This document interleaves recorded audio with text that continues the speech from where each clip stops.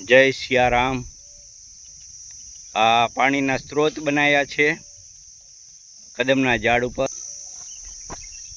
આ રીતે પાણીના કેરબા 60 લીટરના ભરી અને મૂકવામાં આવ્યા છે અને 3 કુંડીઓ બનાવી છે। ઓટોમેટિક પાણી ટીપું ટીપું આવ્યા કરે અને કુંડી ભરે રહે।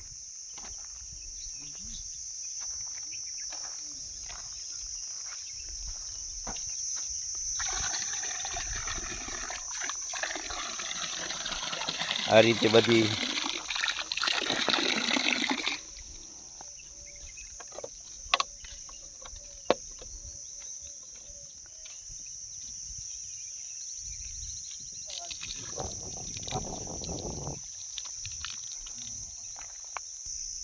આ નળ દ્વારા પાણી કુંડીમાં જાય ધીમે ધીમે અને સતત ભરી રહે।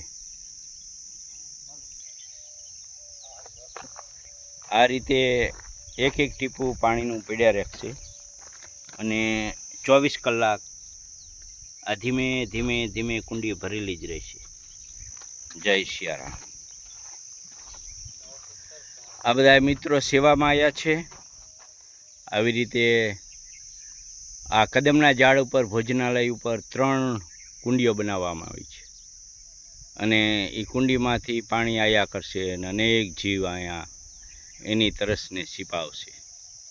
જય શ્રી રામ। બધા મિત્રો સેવા કરવા આવ્યા છે।